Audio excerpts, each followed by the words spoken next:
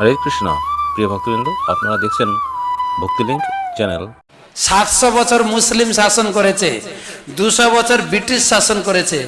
যখন মুসলিম শাসন শুরু হয় 700 বছর, ওই যে বাবার হলো আবার জ্বর সারিল ঔষধে কি যেন একটা ছিল, আমার সেই ইতিহাসে পড়ছিলাম। বাবার হলো, বাবার মানে বাবর, হলো মানে হুমায়ুন। ও সবাই জানেন তো দেখছি, আমি ভাবলাম আমি শুধু মূর্খ, না আমরা সবাই মূর্খ। ওকে, তো সেই ইসলাম শাসন যখন শুরু হয় তখন হিন্দু ধর্মটাকে নষ্ট করা হয়েছে। পাঠ্যপুস্তক থেকে হিন্দু সিলেবাসটাকে তুলে দেওয়া হয়েছে, তারা তুলে দিয়ে গেছে, যার জন্য আমাদের পাঠ্যপুস্তকে হিন্দু কালচার কিন্তু নেই। মুসলিমরা কি সুন্দর শাসন করেছে, এই কালচার পাবেন, কিন্তু কিন্তু হিন্দু কালচার পাবেন না।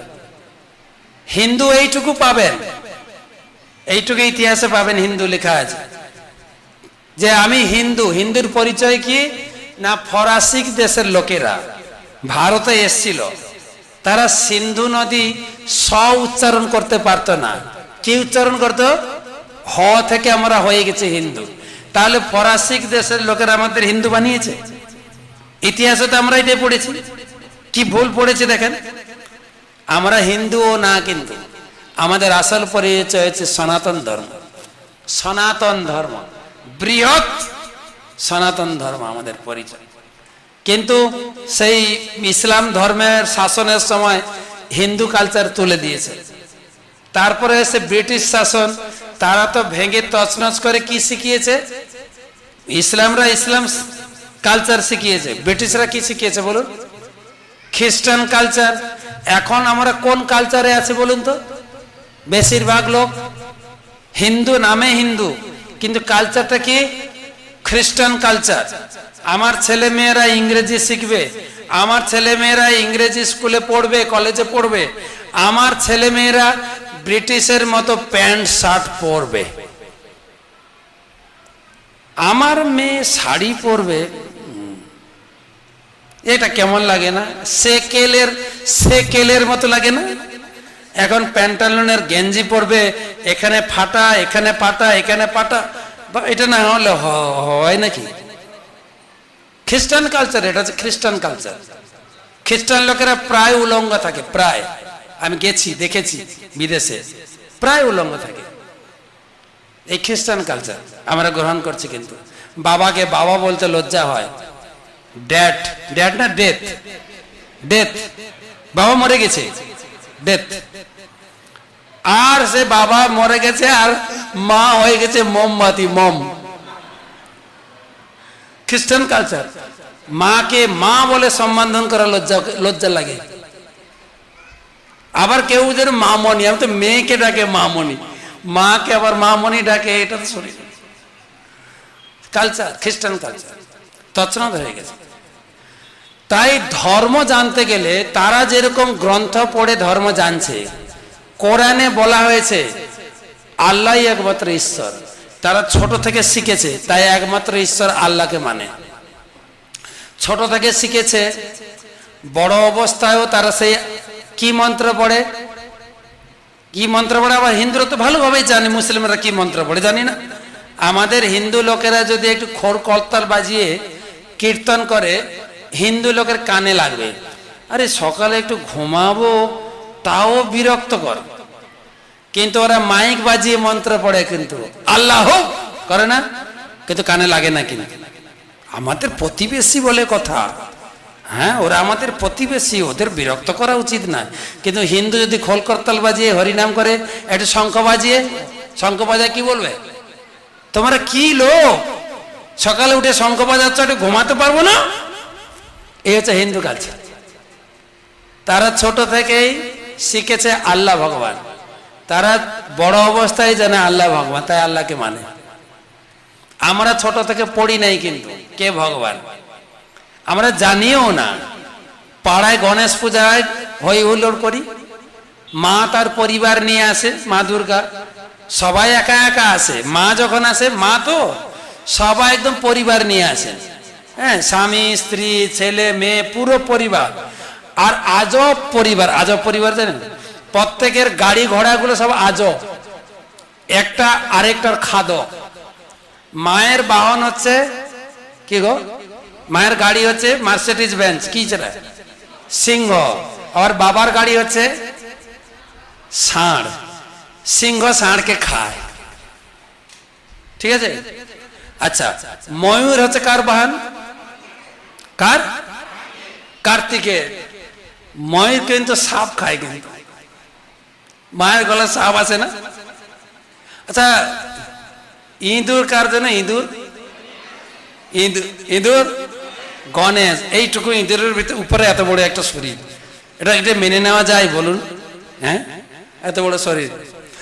আর সেই ইঁদুরকে কে খায় বলুন? পেঁচা খায়। পেঁচা হচ্ছে ভাই বোনের, তাই না? ভাইয়ের হচ্ছে ইঁদুর, আর দিদি, দিদি বা বোন কি জানি না, আমাকে জানতে হবে দিদি না বোন। আর দিদির হচ্ছে পেঁচা। একে অপরের শুধু বেচারা একটু বৈষ্ণব বলে মোটামুটি মিটিয়ে মাটিয়ে থাকে। বাড়িতে ছজন মেম্বারই বৈষ্ণব, যার জন্য মোটামুটি মালা জপ করে থাকে, ঝগড়াঝাটি করে না। আজব পরিবার। তো মা আসে পুরো পরিবার নিয়ে। তো সব দেব দেবী আসে, কিন্তু দুর্গা আসলে দুর্গার সামনে নাচি, কালী আসলে কালীর সামনে একটু ড্রিঙ্ক করে নাচি, এইসব করি। 12 মাসে 13 বার। কেন পূজা করি, কিভাবে পূজা করতে হয়, পূজা করেই বা কি ফল, কে জানে। শুনতে শুনতে যতটুকু শিখেছি, দেখতে দেখতে যতটুকু দেখেছি, ওইটুকুর উপরে। কোনোদিন না গীতা পড়েছি, কোনোদিন না ভাগবত পড়েছি। আর এগুলো বেকার শাস্ত্র, এগুলো লাল কাপড় মুড়ে রেখে দাও। যখন বাবা মরতে যাবে না, না মরলে গীতা পড়ে শোনাবো, তাড়াতাড়ি মরবে। এই হচ্ছে গীতার কাজ, তাই করে লোক। কিন্তু গীতার আমি জাস্ট লিঙ্ক দেব, 3টা শাস্ত্র। গীতাতে কি পাবেন? গীতার প্রথম শ্লোক কারো মনে আছে? আমরা মনে হয় সবাই হিন্দু আছে এখানে। কতজন গীতার শ্লোক, প্রথম শ্লোক? আমার মনে হয় না যে 100% হাত উঠেছে। দেখুন তো কত পার্সেন্ট হাত গীতার প্রথম শ্লোক। আচ্ছা, মনে হয় না যে 50% হাত উঠেছে, তাও না। 25% প্রভু দেখেন তো 25% হাত উঠেছে কিনা, তাও না, তাও না। আমরা এটাও অভ্যস্ত, দিদি হচ্ছেন ব্রাহ্মণ ঘরের মেয়ে, যা মন্ত্র বলে না ভুলভাল, সেটাও সবাই জানে, তাই না? সেক্ষেত্রেও আমাদের একটা বড় সুনাম আছে যে আমাদের দিদি কত সুন্দর ভুলভাল মন্ত্র পড়ে। তো গীতার প্রথম শ্লোকে বলা হয়েছে, যারা জানে আমার সঙ্গে বলুন, ধর্ম ক্ষেত্রে কুরুক্ষেত্রে সমবেতাযুজুৎসব মামকা পাণ্ডবাশ্চৈব কিমা কুর্বত সঞ্জয়। ঠিক বলছে কিনা, ভুল বললাম? ঠিক। গীতার প্রথম শ্লোকের প্রথম শব্দ হচ্ছে ধর্মক্ষেত্রে। তুমি ধর্ম করতে চাও, তুমি ধর্ম জানতে চাও, ধার্মিক হতে চাও, গীতা পড়ো। গীতার প্রথম শব্দ হচ্ছে ধর্মক্ষেত্রে। তুমি গীতা পড়ো না, ধর্মের কি বুঝো তুমি? পাগলামি ছাড়া আর কিছুই না। শাস্ত্রে বলছে কিন্তু শ্রুতি স্মৃতি পুরাণাদি পঞ্চরাত্রিং বিধিং বিনা ঐকান্তিকী হরির ভক্তি। তারপরে উৎপাতাইব কল্পতে। যে গীতা ভাগবতম না পড়ে ভক্তি করে, ধর্ম করে, সেটা একটা উৎপাত, ধর্ম না। কি সেটা? উৎপাত। আমাদের হিন্দু ধর্মে উৎপাত চলছে কিনা? চলছে কিনা? হ্যাঁ, ভালো উৎপাত চলছে। আমাদের বলবো, নাম বলবো, বীরভূমের সাংসদ নাম বলবো, কেষ্টদা। এখানে এসে যোগীরাজ বলে যাবে আমাকে ভোট দাও, আমার যদি জিতে যাই এখানে গো হত্যা বন্ধ করব। আমি কেষ্ট, আমি বলছি এটা কি তোমার বাপের জায়গা, তুমি গো হত্যা বন্ধ করবে? এই হচ্ছে হিন্দু লোক। গো হত্যা আমরা বন্ধ করবো না, আমরা করব বলছে। কেন? যেহেতু ধর্ম জানে না। আমাদের সনাতন ধর্মের পূজনীয় হচ্ছে গাভী। গাভীকে আমরা পুজো করি কেন? গাভী হচ্ছে আমার মা, আমার নিজের মা থেকে গাভীর গুরুত্ব বেশি। কিন্তু আমার মা আমাকে 1 বছর কি 1.5 বছর দুধ খাইয়েছে, কিন্তু গাভী সারা জীবন আপনি গাভীর দুধ খাবেন, সারা জীবন। সেই গাভীকে হত্যা করলে মহা পাপ হয়। আপনি হয়তো হত্যা করছেন না, কিন্তু আপনি কাউকে হত্যা করতে উৎসাহিত করছেন। সেই জন্য এই পাপ ছাড়বে না। এই পশ্চিমবঙ্গের কপালে যে কত কষ্ট আছে চিন্তার বাইরে। কেন? অন্যান্য রাজ্যে গোহত্যা বন্ধ হলেও পশ্চিমবঙ্গে প্রকাশ্যে করা শুরু করেছে। আর এতই দুর্ভাগ্য, এই নবদ্বীপে এসেছিল কসাইখানা খুলতে 2 বছর আগে। এই নবদ্বীপের সব বৈষ্ণবরা মিলে আটকেছে। এই নবদ্বীপে এসেছিল, এতটা সাহস। তো সুতরাং ধর্ম জানতে গেলে প্রত্যেকের জন্য আমরা গীতা পড়ি। যার জন্য মুসলিম লোকেরা আমাদেরকে নিন্দা করে, তোরা গীতা পড়িস? বলছে না। তাহলে তোরা কিসের হিন্দু? আমাদের ধর্মে আছে, কেউ যদি কোরআন না পড়ে সে মুসলিম না, কেউ যদি বাইবেল না পড়ে সে খ্রিস্টান নয়, কেউ যদি গীতা না পড়ে, একটু জোরে ঠিক বলছেন তো? বলতে পারবেন তো? রাস্তায় মার মাটিতে পড়বে না, হিন্দু লোকেরাই পিটাবে আপনাকে। কয়েকদিন আগে যখন মোদী সরকার এলো, প্রথম তারা এনেছিলেন যে গীতাকে আমাদের আন্তর্জাতিক শাস্ত্র করা হোক। হিন্দুরাই প্রতিবাদ করেছে। কেন করেছে না? কারা প্রতিবাদ করেছে? হিন্দুরা। আজব হিন্দু। তো সেই জন্য গীতার যদি কেউ ধর্ম করতে চায় প্রথম গীতা পড়ো। এবারে গীতাতে কি বর্ণনা আছে? গীতাতে বর্ণনা আছে যে অহং সর্বস্ব প্রভব মত্ত সর্বম প্রবর্ততে ইতিমত্ত ভজন্তে মাং বুধা ভাব সমন্বিত। কৃষ্ণ হচ্ছেন ভগবান, দেবদেবীরা ঈশ্বর। ঈশ্বর মানে হচ্ছে কন্ট্রোলার, ইংরেজি বলে কন্ট্রোলার। যেরকম আপনি যদি বাড়ির মালিক হন, বাড়ির ঈশ্বর। দেবদেবীরা ঈশ্বর, এক এক দেবদেবী এক একটা ঈশ্বর। সূর্যের ঈশ্বর, বৃষ্টির ঈশ্বর, বৃষ্টির ঈশ্বর আছে না, ইন্দ্রদেব। বায়ুর ঈশ্বর, সব আলাদা আলাদা ঈশ্বর। যেরকম দিদি সরকার, তার এই পশ্চিমবঙ্গ চালাতে গেলে 32টা মন্ত্রী পরিষদ আছে, 32টা বিভাগ। সেরকম স্বর্গেও বোধ হয় 33টা, স্বর্গেও 33 কোটি দেব দেবতা আছে। কেন? স্বর্গটা অনেক বড়, সেভাবে। ঠিক সেই রকম এই ভগবানের রাজ্যকে পরিচালনা করার জন্য 33 কোটি দেবদেবকে লাগিয়েছে। যেরকম এখানে বিভিন্ন মন্ত্রী আছে, অর্থমন্ত্রী, শিক্ষামন্ত্রী আছে না, ভূমিমন্ত্রী। ভগবানের রাজ্যেও এই বিভাগ আছে, শিল্পমন্ত্রী, শিক্ষামন্ত্রী, ভূমিমন্ত্রী, অর্থমন্ত্রী। ভগবানের রাজ্যে অর্থমন্ত্রী হচ্ছেন লক্ষ্মী দেবী, ভগবানের রাজ্যে শিল্পমন্ত্রী হচ্ছেন, সবাই জানেন তো? শিল্পমন্ত্রী জানেন না কে? বিশ্বকর্মা। ওনার একদম ফিক্সড ডেট বুকিং করা থাকে আগে থেকে, 17ই সেপ্টেম্বর উনি আসবেন, একদম ফিক্সড ডেট। কিন্তু অন্যান্য দেবদেবী তিথি ধরে আসেন, আর বিশ্বকর্মা আসেন একদম ফিক্সড ডেট 17ই সেপ্টেম্বর। শুধু ভুল করে 2 বছর আগে 18ই সেপ্টেম্বর এসেছিলেন, কারণ রিজার্ভেশন পাইনি বলে একটু লেট করে এসেছিলেন। সরস্বতী আসেন, সরস্বতী শিক্ষামন্ত্রী, শিক্ষামন্ত্রী সরস্বতী দেবী আসেন কবে? কবে? আপনারা তো ভুলে গেছেন, কারণ অনেকদিন আগে পড়াশোনা করেছেন। কারা সরস্বতী পূজার করে? সব দেবদেবীর সবাই পূজা করে না। বিশ্বকর্মা পূজা করে কারা? যাদের কলকারখানা আছে। সরস্বতী পূজা করে কারা? যারা পড়াশোনা করে, করে না। লক্ষ্মীর পূজা করে কারা? যার লক্ষ্মীর দরকার আছে না। সবাই সব ঠাকুরের পূজা করে না। কেন? এক একজন এক এক বিভাগের মন্ত্রী।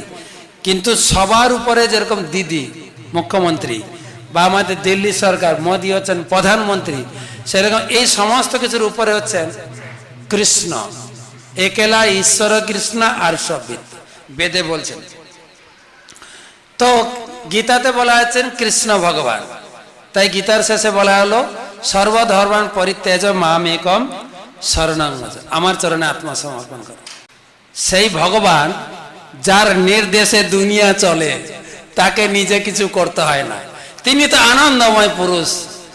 নমামি সারম সচ্চিত, তারপরে আনন্দ রূপম।